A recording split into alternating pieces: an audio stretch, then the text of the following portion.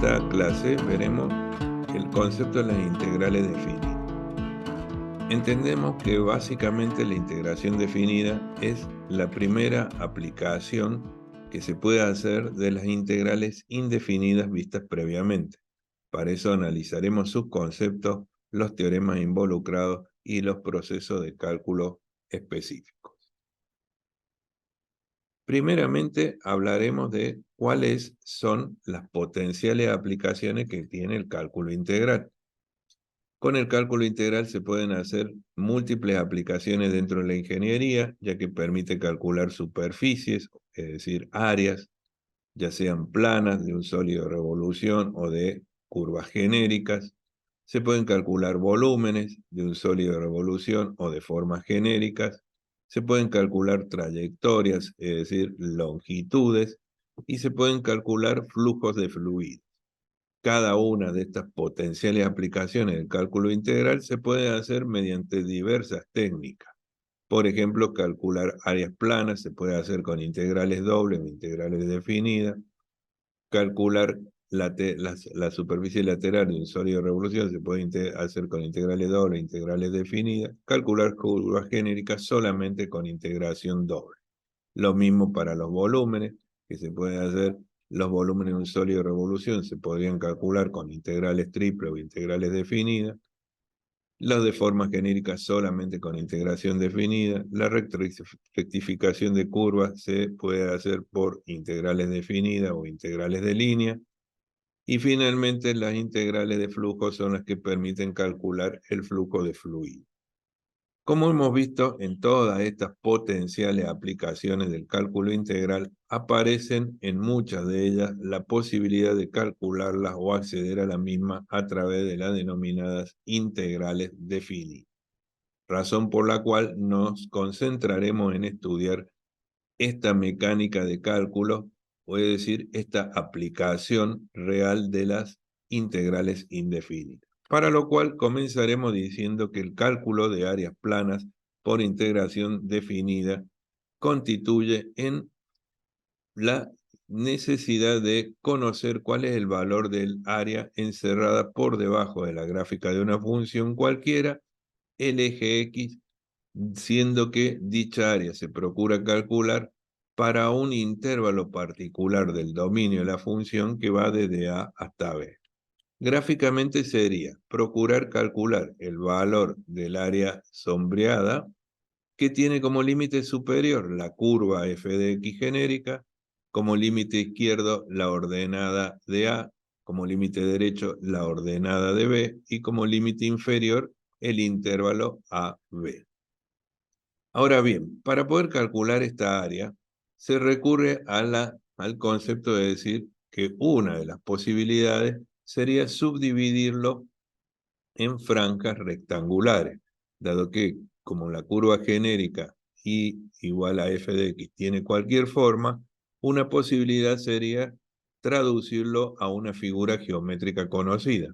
Esto es rectángulos, subdividiendo el intervalo AB en una serie de subdivisiones o franjas cuyo ancho sea delta X. Ahora bien, teniendo en cuenta entonces que el área aproximada se podría calcular en base a sumar la superficie de estos n rectángulos y teniendo en cuenta que los n rectángulos tienen como expresión de su superficie base por altura, bastaría entonces con hacer la sumatoria de los productos de delta X por la ordenada correspondiente a cada uno de esos rectángulos, considerando, si se quiere, el valor de la ordenada en el punto medio. Esto nos daría como resultado un área aproximada, pero nuestro objetivo sería conocer con mayor exactitud cuál es el valor de la superficie sombreada. Una posibilidad de conocer cuál es el valor más exacto de esta superficie sombreada sería subdividir el valor del intervalo en una mayor cantidad de subdivisiones, traducido a hacer las franjas rectangulares cada vez más delgadas. Acá en un ejemplo vemos cómo cambia la posibilidad de acercarse más a valores reales cuando las subdivisiones o el número de subdivisiones es mayor. En la situación ideal, cuando este número de subdivisiones alcance el infinito, estaríamos en condiciones de decir que el área que estamos calculando es prácticamente el área real. Pero para eso debemos adicionar al concepto de sumatoria el concepto de límite, expresión conocido como la suma de Riemann. De esta manera, y si expresamos entonces el área aproximada, pero ahora acondicionada con un límite, con donde el número de subdivisiones tiende a infinito, entonces podemos reescribir esta expresión como una integral, donde a diferencia de la integración indefinida, vemos que existen dos subíndices en el símbolo de integración que representan los extremos del intervalo sobre el cual se pretende calcular. A dicha expresión se la conoce como integral definida y representaría, como hemos dicho, el área confinada entre una curva y el eje de las X y con las ordenadas del extremo de un intervalo como límites respectivos, izquierdo y derecho, con la condición de que la función debe ser continua dentro de dicho intervalo. Entender un poco mejor el por qué el área real se aproxima con mucha más exactitud al valor cuando n tiende a infinitas divisiones, lo podemos hacer en este ejemplo que vemos acá, donde en esta especie de dimensión podemos observar que cuando el área original no está subdividida, es decir, cuando las subdivisiones no están presentes, el área en un solo rectángulo es de 20 unidades, mientras que al incrementar el número de subdivisiones, el valor del área va cambiando hasta su valor real, que en realidad es de 14 unidades, cuando las subdivisiones alcanzan a 100. Sirve simplemente para entender un poco mejor el concepto de la sumatoria de Riemann, con lo cual ahora sí podemos pasar a las denominadas propiedades de cálculo, es decir, cómo se comporta el cálculo en integración definida, a diferencia de lo que habíamos visto para la integral indefinida.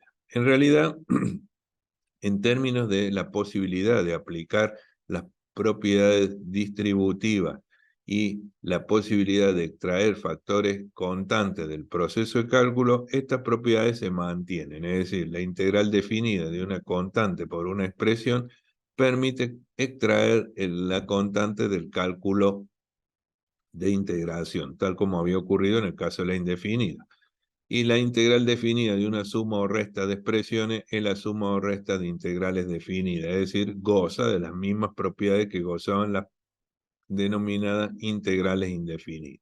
Obviamente, para su resolución no será viable aplicar la propiedad distributiva ni en el producto ni en el cociente.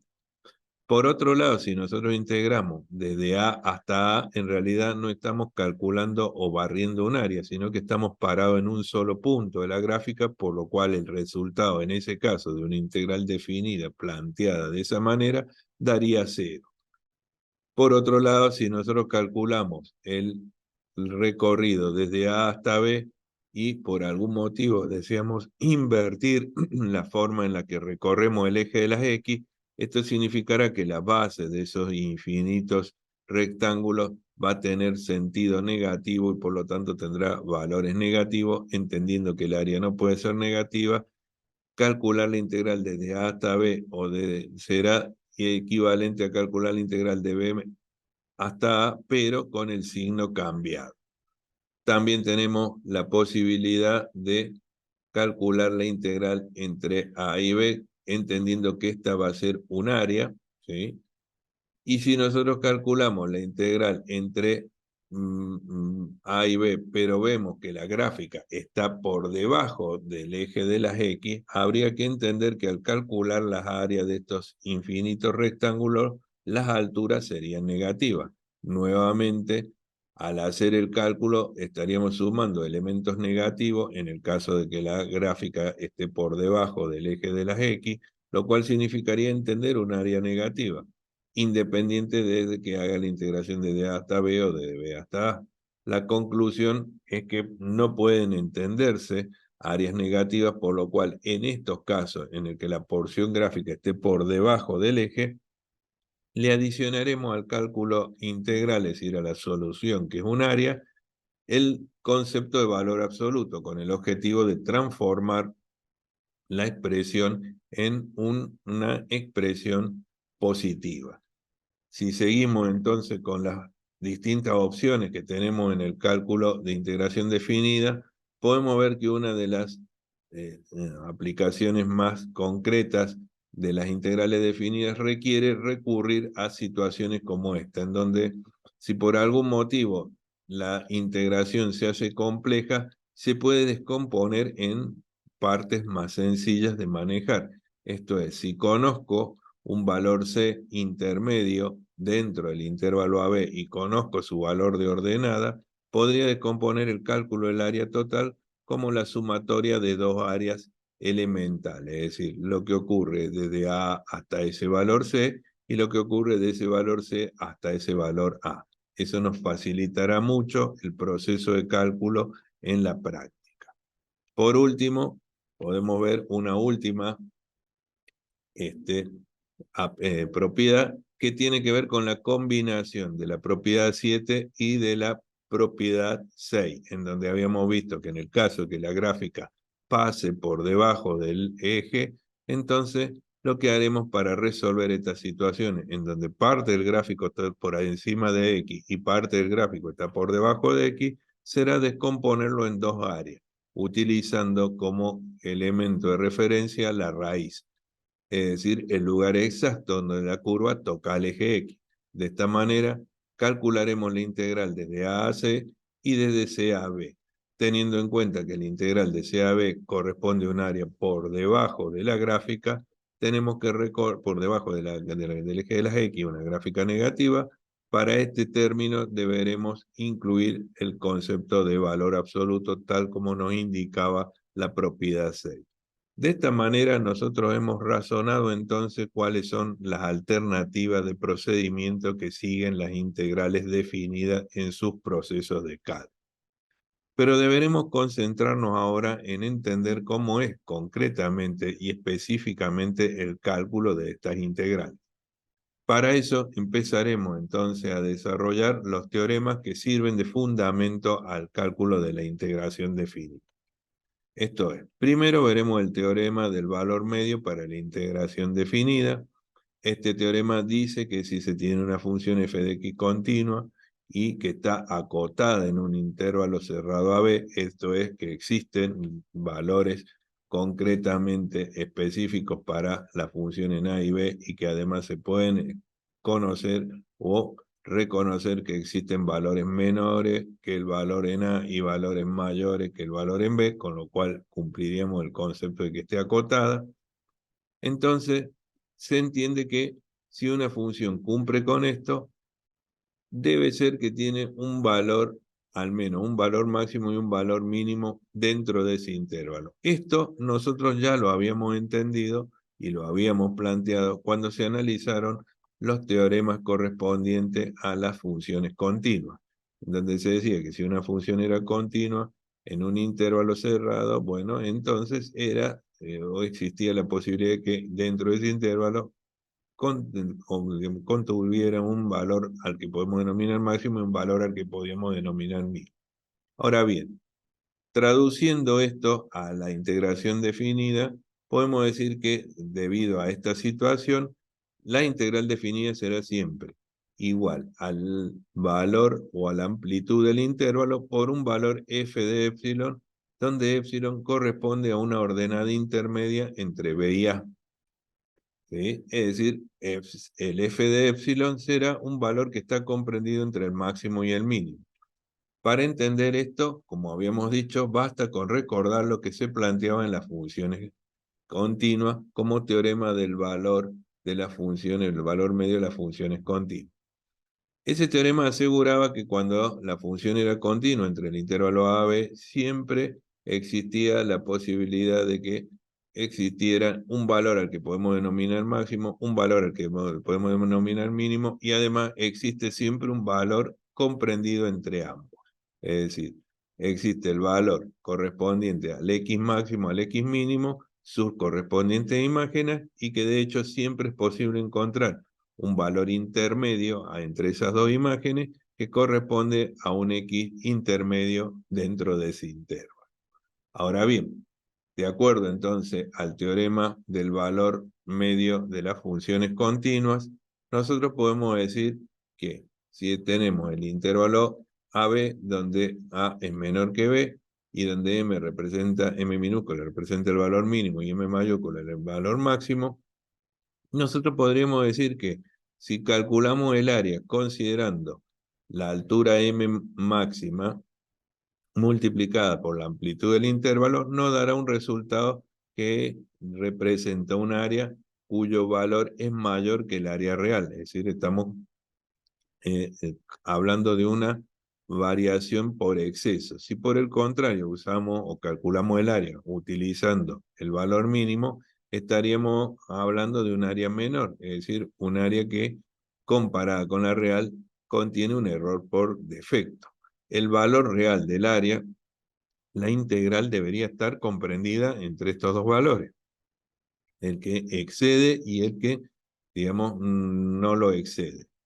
De esta manera, si yo multiplico y, digamos, multiplicamos los tres elementos de la desigualdad por 1 sobre la amplitud del intervalo, es decir, o dicho de otra manera, dividimos todos los términos por b sobre a y efectuamos las simplificaciones correspondientes, me queda que en esta triple desigualdad, 1 sobre la amplitud del intervalo es una constante, no interviene el cálculo de integración. Del lado derecho me quedaría simplemente el valor m minúscula y del lado izquierdo m minúscula y del lado derecho m mayúscula. Con lo cual, nosotros sabemos que el valor intermedio, ¿sí?, que existía entre m mayúscula y m minúscula lo habíamos denominado épsilon, por lo cual, debido a que la integral premultiplicada por 1 sobre la amplitud del intervalo es menor o igual que m y mayor o igual que m minúscula, y eso era igual a su vez a f elevado a f evaluado en épsilon, si hacemos las evaluaciones correspondientes podemos despejar la expresión que habíamos visto en el teorema del valor medio, que nos asegura que siempre es posible encontrar una solución de la integral definida, teniendo en cuenta que para ello el único requisito es que se cumplan las condiciones de continuidad dentro del intervalo para la función f de x, dado que siempre será posible rastrear este valor épsilon, su correspondiente imagen, y multiplicarla por la amplitud del intervalo. La integral será compatible con esa área porque si hubiésemos usado el valor mayor, se usa un error por exceso, y si hubiéramos usado el valor menor, un error por defecto. Bien. Ahora que entendemos un poco mejor cómo son las integrales, habría que ir razonando algunos aspectos particulares. Las integrales definidas representan áreas, por lo cual su resultado debería estar expresado en un valor numérico. Y este valor numérico además debe estar asociado a una unidad de área, es decir, centímetros cuadrados, metros cuadrados, kilómetros cuadrados, que dependerá de las unidades expresadas en los ejes X e Y. Pero la pregunta es cómo se calculan. ¿Cómo se calculan estas integrales definidas cuya apariencia es similar a las indefinidas? Para poder abordar este cálculo, recurriremos al teorema fundamental del cálculo integral para integrales definidas. Recuerden que hemos visto un teorema similar a este con el mismo nombre, pero para integrales indefinidas. En este caso, el teorema plantea la posibilidad de que exista una función f de x continua en un intervalo AB, siendo que g de x es la primitiva de esa función f de x minúscula, y por otro lado, entonces, dice que eso significa que para que sea cierto que g de x sea la primitiva de la función f de x, debe darse que la derivada de g de x es igual a f de x. Ahora bien, para poder llegar a esta conclusión, el teorema arranca planteando la posibilidad de calcular un área en donde a la integral definida la plantea de tal manera que esta g de x, a función en variable x, surge de resolver una integral donde la variable es t y la integral se extiende desde a x, es decir, considera que el extremo superior del intervalo de integración es variable, y en este caso es variable porque corresponde a un valor x. Obviamente, cuando yo resuelva esto, el resultado debería ser una primitiva que va a ser variable, dado que el extremo superior del intervalo de integración cambia. Quiere decir que si yo cambio los valores de x, deberían cambiar los valores del área. Una vez pensado de esta manera, y de hecho razonado que esto es posible, a esta función g de x la denominaremos función área integral y depende de x, dado que es una función en la cual, como hemos dicho, representa un área y esa área cambiará de valor función de los cambios de valores de x. Además, es una función continua porque el área encerrada tiene como límite superior una expresión f de x que es continua, por lo cual es de suponerse que la función g de x, que depende de f de x, va a ser también continua. Entendido esto, apliquemos un pequeño incremento, es decir, al valor x arbitrario adicionémosle un valor delta x y calculemos la imagen de la función g de x para esa nueva posición. Obviamente, la imagen de esa nueva posición implicará un área de mayor valor que el área que teníamos cuando estábamos en el primer punto. Es decir, cuando estamos en el primer punto tenemos un área y cuando pasamos al segundo punto tenemos un área mayor. Esa área mayor también puede ser calculada a través de una integral definida en la cual el extremo inferior sería a, pero ahora el extremo superior sería x más delta x.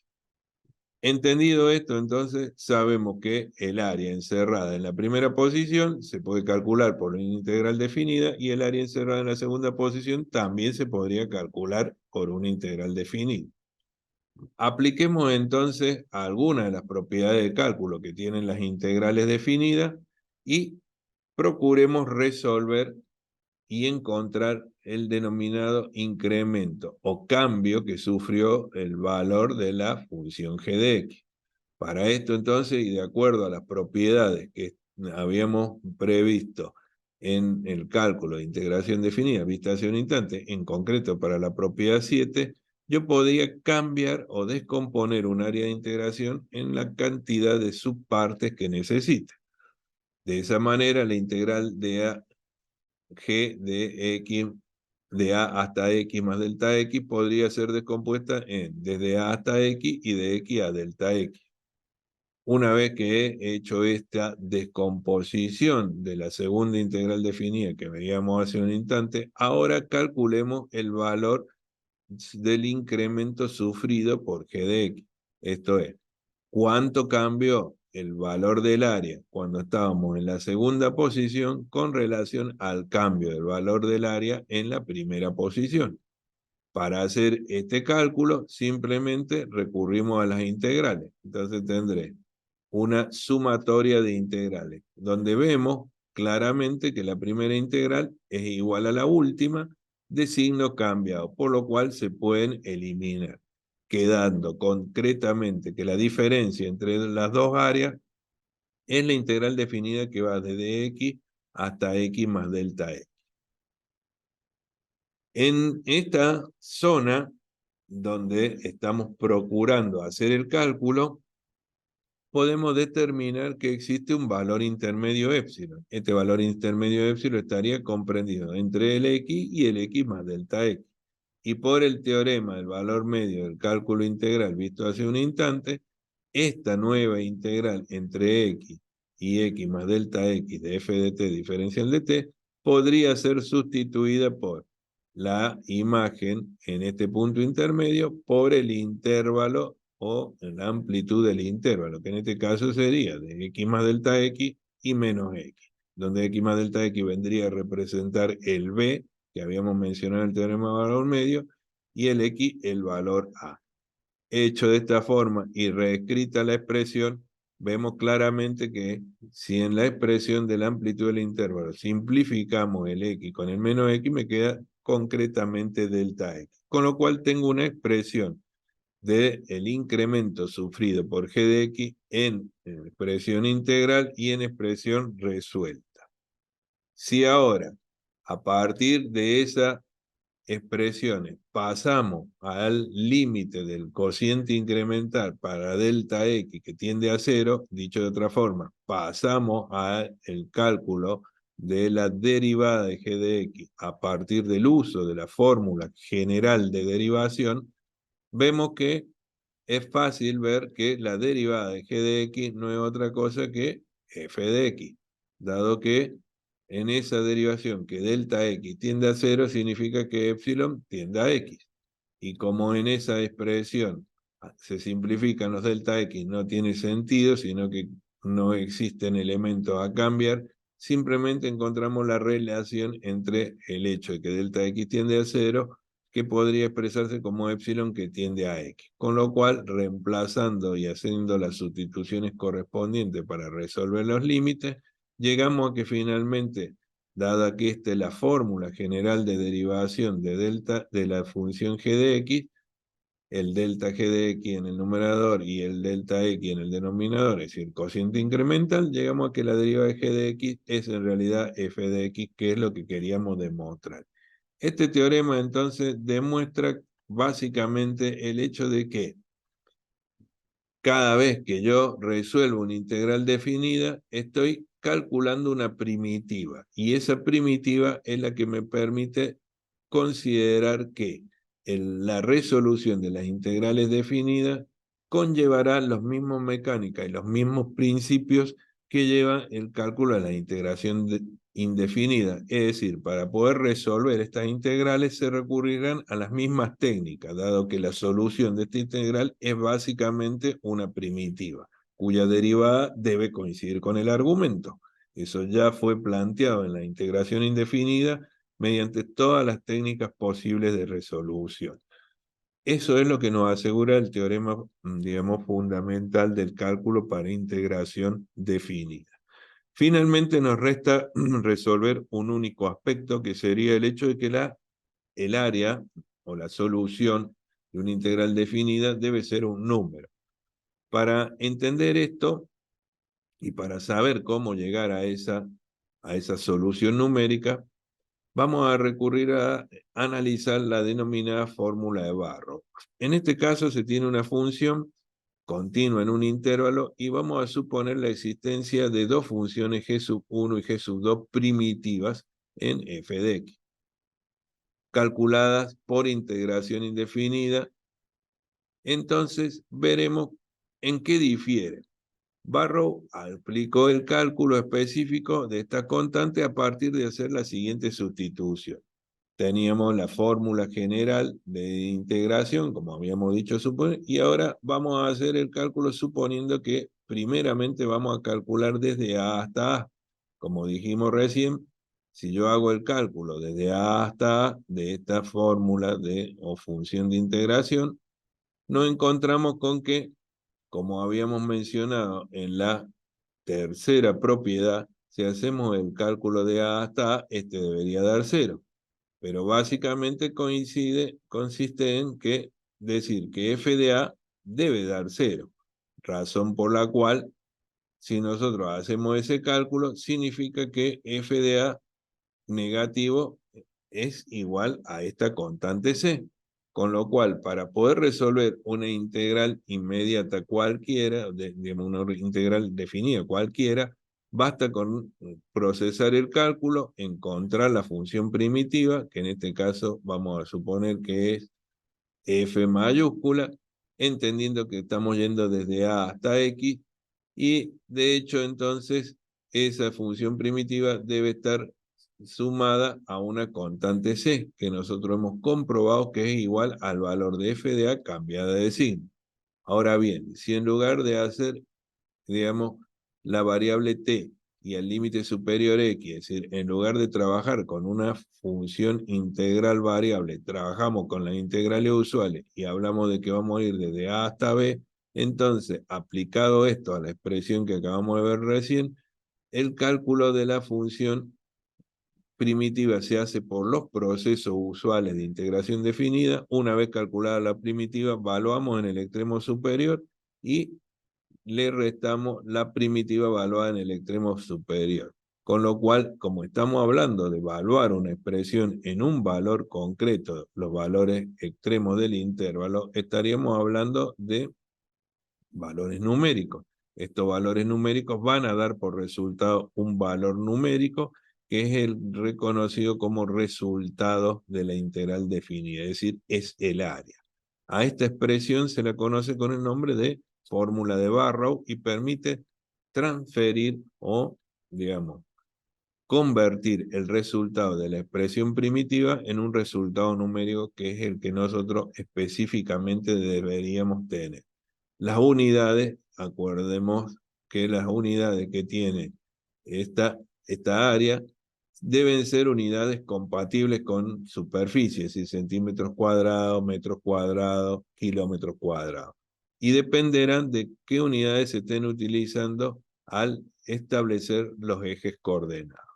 De esta manera, hemos analizado el cálculo básico de las integrales definidas, primera aplicación del cálculo integral indefinido y que permite, entre otras cosas, resolver una gran cantidad de opciones y situaciones. Veremos en clase siguiente cómo las integrales definidas se aplican en otras áreas específicas. Gracias y nada más.